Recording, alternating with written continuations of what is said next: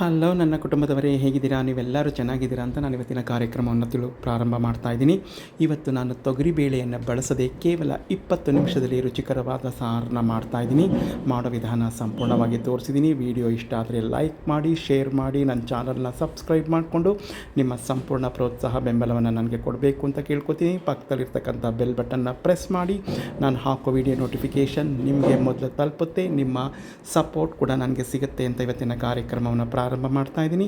ಮತ್ತೆ ತಡ, ಬನ್ನಿ ವಿಡಿಯೋ ಸಂಪೂರ್ಣ ಕಂಟಿನ್ಯೂ ಆಗುತ್ತೆ. ಸ್ನೇಹಿತರೆ, ಇಲ್ಲಿ ಮೊದಲಿಗೆ ನಾನು 1 ಗಿಂಡಿ ಈರುಳ್ಳಿಯನ್ನು ಈ ರೀತಿ ಹೆಚ್ಕೊಂಡಿದ್ದೀನಿ. ಇದರ ಆಪ್ಷನಲ್, ನಿಮ್ಗೆ ಇಷ್ಟ ಇಲ್ಲ ಅಂದರೆ ಸ್ಕಿಪ್ ಮಾಡ್ಬೋದು. ಒಣಮೆಣಸಿನ್ಕಾಯಿ ತೊಗೊಂಡಿದ್ದೀನಿ, ಹಸಿಮೆಣಸಿನ್ಕಾಯಿ ಬೇಡ. ಸ್ವಲ್ಪ ಕರಿಬೇವು, ಇಲ್ಲಿ ಸಾಸಿವೆ ಸ್ವಲ್ಪ ಕಡಿಮೆ ತೊಗೊಳ್ಳಿ, ಜೀರಿಗೆ ಹೆಚ್ಚಿಗೆ ಇರಲಿ. ಆಮೇಲೆ ಜೀರಿಗೆ ಮೆಂತ್ಯದ ಹಿಟ್ಟು, ಇದು ಇದ್ದರೆ ತೊಗೊಳ್ಳಿ, ಇಲ್ಲ ಅಂದರೆ ಸ್ಕಿಪ್ ಮಾಡಿ, ಏನು ತೊಂದರೆ ಇಲ್ಲ. ಹಾಗೆ ಖಾರದ ಪುಡಿ, ಮಾಡಿರ್ತಕ್ಕಂಥ ಖಾರದ ಪುಡಿ, ಇದಿಲ್ಲ ಅಂದರೆ ರಸಂ ಪುಡಿ ಅಂಗಡಿಯದ್ದು ತೊಗೊಳ್ಳಿ, ಅಂಗಡಿಯದೇ ಹಚ್ಚ ಖಾರದ ಪುಡಿ, ಧನಿಯಾ ಪೌಡ್ರ್ ತೊಗೊಳ್ಳಿ, ಯಾವುದಾದ್ರೂ ನಡೆಯುತ್ತೆ. ಹಾಗೆ ಅಡಿಗೆ ಅರಿಶಿಣ ಮತ್ತು ಪುಡಿ ಇಂಗು, ಒಗ್ಗರಣೆಗೆ ಮಾಡೋದಕ್ಕೆ ಕ್ರಿಯಾ ಫುಡ್ಸ್ ರವರ ಕಡಲೆಕಾಯಿ ಎಣ್ಣೆ, ಇದು ನಿಮ್ಮ ಹತ್ರ ಯಾವುದು ರಿಫೈನ್ಡ್ ಆಯಿಲ್ ಇದೆ ಬಳಸ್ತೀರಾ ಅದನ್ನೇ ಬಳಸಿ.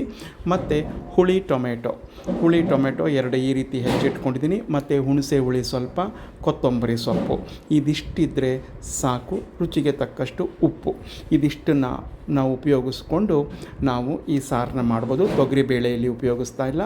ಸ್ವಲ್ಪ ಕೊನೆಯಲ್ಲಿ ಬೆಲ್ಲ, ಇದಿಷ್ಟನ್ನು ಹಾಕ್ಕೊಂಡು ಮಾಡೋಣ ಬನ್ನಿ. ಸ್ಟವ್ ಮೇಲೆ ಪಾತ್ರೆಯನ್ನು ಇಟ್ಕೊಂಡಿದ್ದೀನಿ. 1-2 ಸ್ಪೂನು ಎಣ್ಣೆಯನ್ನು ಹಾಕ್ಕೊಂಡಿದ್ದೀನಿ. ಅದು ಬಿಸಿ ಆಗಲಿ. ಎಣ್ಣೆ ಬಿಸಿಯಾಗಿ ಬಂದಿದೆ. ಸಾಸಿವೆ ಜೀರಿಗೆಯನ್ನು ಹಾಕ್ಕೊತಾ ಇದ್ದೀನಿ. ಅದು ಚಿಟಪಟ ಅಂತ ಸಿಡಿಲಿ. ಈಗ ಸಾಸಿವೆ ಜೀರಿಗೆ ಸಿಡಿತಾ ಇದ್ದಂಗೆ ನಾನು ಹೆಚ್ಕೊಂಡಿರ್ತಕ್ಕಂಥ ಈರುಳ್ಳಿ, ಒಣಮೆಣಸಿನ್ಕಾಯಿ, ಕರಿಬೇವನ್ನು ಹಾಕ್ಕೊತೀನಿ. ನಂತರ ಹಾಕಿದ್ಮೇಲೆ ತಟ್ಟೆ ಮುಚ್ಚಿ ಸ್ವಲ್ಪ ಬಾಡಿಸ್ಕೊತೀನಿ. ನೋಡಿ, ಈಗ ಅದರ ಈರುಳ್ಳಿ ಎಲ್ಲ ಹಸಿ ವಾಸನೆ ಎಲ್ಲ ಹೋಗಿ ಸ್ವಲ್ಪ ಬಾಡಿ ಬಂದಿದೆ. ಈ ಸಮಯದಲ್ಲಿ ನಾವು ಹೆಚ್ಚಿಟ್ಕೊಂಡಿದ್ವಲ್ಲ ಆ ಟೊಮೆಟೊವನ್ನು ಈ ಸಮಯದಲ್ಲೇ ಹಾಕ್ಕೊಂಡು ಬಾಡಿಸ್ಕೊಳ್ಳೋಣ. ನೋಡಿ, ಟೊಮೆಟೊನ ಹಾಕ್ಕೊಂಡು ಬಾಡಿಸ್ಕೊತಾ ಇದ್ದೀನಿ. ಇದು ಸಣ್ಣಗೆ ಮೆತ್ತಗಾಗಬೇಕು. ತುಂಬ ಸಣ್ಣಗೆ ಹೆಚ್ಕೊಂಡಿದ್ದೀನಿ.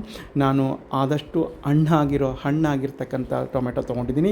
ನೀವು ಹಾಗೆ ತೊಗೊಳ್ಳಿ. ರುಚಿಗೆ ತಕ್ಕಷ್ಟು ಕಲ್ಲುಪ್ಪನ್ನು ಹಾಕ್ಕೊಂಡು ಬಾಡಿಸ್ಕೊತಾ ಇದ್ದೀನಿ. ನೋಡಿ, ತಟ್ಟೆ ಮುಚ್ಚಿ ನಾನು ಬಾಡಿಸ್ಕೊತಾ ಇದ್ದೀನಿ. ಯಾಕೆಂದರೆ ಟೊಮೆಟೊ ಸಂಪೂರ್ಣ ಮೆತ್ತಗಾಗಬೇಕು.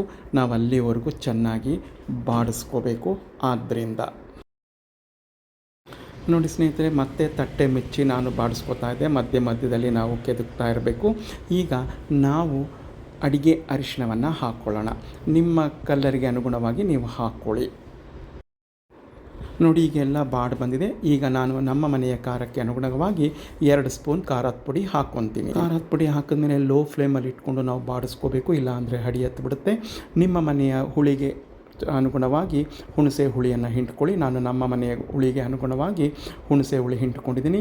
ಈಗ ನಿಮಗೆ ಎಷ್ಟು ಬೇಕೋ ಅಷ್ಟು ಸಾರನ್ನು ಹದ ಮಾಡ್ಕೋಬೋದು. ನಾನು ಇಲ್ಲಿ ಬೆಳಗ್ಗೆ ನಾನು ತರಕಾರಿಗಳನ್ನ ತಿಂತೀನಿ, ಬೇಯಿಸಿರೋ ತರಕಾರಿ. ಆ ತರಕಾರಿನ ಬೇಯಿಸ್ಕೊಂಡಿರ್ತಕ್ಕಂಥ ನೀರು ಸ್ವಲ್ಪ ಇತ್ತು, ಅದನ್ನು ಹಾಕ್ಕೊಂಡು ಉಳಿದಿರ್ತಕ್ಕಂಥ ಮಾಮೂಲಿ ನೀರನ್ನು ಸ್ವಲ್ಪ ಹಾಕ್ಕೊತೀನಿ. ಈಗ ನೋಡಿ, ಉಡಿ ಉಪ್ಪನ್ನು ಹಾಕ್ಕೊತಾ ಇದ್ದೀನಿ. ಇಲ್ಲಿ ಒಗ್ಗರಣೆಗೆ ಬೆಳ್ಳುಳ್ಳಿಯನ್ನು ಧಾರಾಳವಾಗಿ ಬಳಸ್ಬೋದು. ನೀವು ಬೆಳ್ಳುಳ್ಳಿಯನ್ನು ಬಳಸೋರು ಈ ಪುಡಿ ಇಂಗನ್ನು ಸ್ಕಿಪ್ ಮಾಡ್ಬೋದು. ನಾನು ಇದಕ್ಕೆ ಸ್ವಲ್ಪ ಹೆಚ್ಚಾಗಿ ಪುಡಿ ಇಂಗನ್ನು ಹಾಕ್ಕೊಂಡು ಮಿಕ್ಸ್ ಮಾಡ್ಕೊತೀನಿ. ನಾನು ಮುಂಚೆನೇ ತಿಳಿಸಿದ ಹಾಗೆ ನಾನು ತರಕಾರಿಯನ್ನು ತಿಂದ ಮೇಲೆ ನೀರನ್ನು ಬಸ್ತಿಟ್ಕೊಂಡಿದ್ನಲ್ಲ, ಆ ನೀರನ್ನು ಸ್ವಲ್ಪ ಹಾಕ್ಕೊಂಡು ಮಿಕ್ಕಿದ ಮಾಮೂಲಿ ನೀರನ್ನು ಹಾಕ್ಕೊಂಡು ನಮಗೆ ಸಾರು ಎಷ್ಟು ಬೇಕೋ ಅಷ್ಟು ಹದ ಮಾಡ್ಕೊತೀನಿ. ನೋಡಿ, ಈ ಹದದಲ್ಲಿ ಸಾರನ್ನು ಇಟ್ಕೊಂಡಿದ್ದೀನಿ. ಈಗ ಇದು ಕುದಿ ಬರಲಿ. ಕೊನೆಯಲ್ಲಿ ಬೆಲ್ಲವನ್ನು ಹಾಕ್ಕೊತಾ ಇದ್ದೀನಿ. ಬೆಲ್ಲ ಹಾಕಿದ್ರೇ ಇದಕ್ಕೆ ರುಚಿ ಜಾಸ್ತಿ, ಹಾಗಂತ ಹಾಕದೇ ಇರಬೇಡಿ. ಸ್ವಲ್ಪ ಬೆಲ್ಲವನ್ನು ಹಾಕಿ, ತುಂಬ ಚೆನ್ನಾಗಿರುತ್ತೆ ಕುದ್ದ ನಂತರ. ಸ್ನೇಹಿತರೆ, ನೋಡಿ ಕುದೀತಾ ಇದೆ. ಈಗ ನಾನು ರುಚಿ ನೋಡಿದೆ. ಹುಳಿ, ಉಪ್ಪು, ಖಾರ, ಸಿಹಿ ಎಲ್ಲ ತುಂಬ ಅದ್ಭುತವಾಗಿ ಬಂದಿದೆ, ತುಂಬ ಚೆನ್ನಾಗಿದೆ. ಈಗ ಇದಕ್ಕೆ ಕೊನೆಯದಾಗಿ 3 ಇಂಗ್ರೀಡಿಯೆಂಟ್ ಎಕ್ಸ್ಟ್ರಾ ಹಾಕಬೇಕು. ಅದೇನು ಅಂತ ಈಗ ತೋರಿಸ್ತಾ ಹೋಗ್ತೀನಿ. ಸ್ನೇಹಿತರೆ, ನಾನು ಯಾವ ಸ್ಪೂನಲ್ಲಿ ಖಾರದ ಪುಡಿ ಹಾಕಿದ್ನೋ ಆ ಸ್ಪೂನಲ್ಲೇ 2 ಸ್ಪೂನು ಹಸಿ ತೆಂಗಿನ ತುರಿ, ಸ್ವಲ್ಪ ಕೊತ್ತಂಬರಿ ಸೊಪ್ಪು, ಕೊನೆಯಲ್ಲಿ ಸ್ಟೌವನ್ನು ಆಫ್ ಮಾಡಿದ ನಂತರ ಈ ಮೂರನ್ನು ಹಾಕ್ಕೋಬೇಕು. ಸ್ವಲ್ಪ ಅಂದರೆ 1/4 ಸ್ಪೂನಷ್ಟು ಜೀರಿಗೆ ಮೆಂತ್ಯದ ಹಿಟ್ಟು, ಇದನ್ನು ಮೂರನ್ನು ಹಾಕಿದ್ರೆ ರುಚಿಕರವಾದ ದಿಢೀರಾಗಿ ತೊಗರಿಬೇಳೆ ಬಳಸದೆ ಮಾಡ್ತಕ್ಕಂಥ ರುಚಿಕರವಾದ ಸಾರು ರೆಡಿ ಆಗುತ್ತೆ. ಬಿಸಿ ಬಿಸಿ ಅನ್ನಕ್ಕೆ ತುಪ್ಪ ಹಾಕ್ಕೊಂಡು ಹಪ್ಪಳ ಕರ್ಕೊಂಡು ತಿಂತಿದ್ರಂತೂ ತುಂಬ ಚೆನ್ನಾಗಿರುತ್ತೆ. ಒಂಥರ ಬ್ಯಾಚುಲರ್ ಫ್ರೆಂಡ್ಸ್ ಸಾರಿದು, ತುಂಬ ಚೆನ್ನಾಗಿರುತ್ತೆ. ಈಗ ನೋಡಿ ಕುದೀತಾ ಇದೆ. ಈಗ ಈ 3 ಇಂಗ್ರೀಡಿಯೆಂಟ್ಸ್ನು ಇದಕ್ಕೆ ನಾನು ಹೇಳಿದ ಪ್ರಮಾಣದಲ್ಲಿ ಹಾಕ್ಕೊತೀನಿ. 2 ಸ್ಪೂನು ತೆಂಗಿನ ತುರಿ, ಸ್ವಲ್ಪ ಹೆಚ್ಚಿಟ್ಕೊಂಡಿರ್ತಕ್ಕಂಥ ಕೊತ್ತಂಬರಿ ಸೊಪ್ಪು, ಹಾಗೆ 1/4 ಸ್ಪೂನಷ್ಟು ಜೀರಿಗೆ ಮೆಂತ್ಯದ ಹಿಟ್ಟು. ಅದು ನಿಮ್ಮ ಹತ್ರ ಇದ್ದರೆ ಹಾಕ್ಕೊಳ್ಳಿ, ಇಲ್ಲ ಅಂದರೆ ಸ್ಕಿಪ್ ಮಾಡಿ, ಏನು ತೊಂದರೆ ಇಲ್ಲ. ತುಂಬ ಚೆನ್ನಾಗಿ ಬರುತ್ತೆ. ಮಾತ್ರ ದಿಢೀರಾಗಿ ತೊಗರಿ ಬೇಳೆಯನ್ನು ಬಳಸದೆ ನಾವು ಹೀಗೆ 20 ನಿಮಿಷದಲ್ಲಿ ಸಾರನ್ನು ಮಾಡ್ಕೋಬಹುದು. ಮಾಡಿ ನೋಡಿ ಹೇಗಿತ್ತು ಅಂತ ನನಗೆ ಮರೆಯದೆ ಕಮೆಂಟಲ್ಲಿ ತಿಳಿಸಿ. ನಾಳೆ ಮತ್ತೊಂದು ರುಚಿಕರವಾದ ಅಡಿಗೆಯೊಂದಿಗೆ ಬರ್ತೀನಿ. ಎಲ್ಲರಿಗೂ ನಮಸ್ಕಾರ.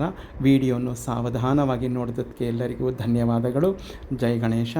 Take care. Bye. See you. ನಾಳೆ ಮತ್ತೆ ಸಿಗ್ತೀನಿ. ಈ ಸಾರನ್ನ ಮಾಡಿ ತಿಂದು ಹೇಗಿತ್ತು ಅಂತ ನನಗೆ ಮರೆಯದೆ ತಿಳಿಸಿ.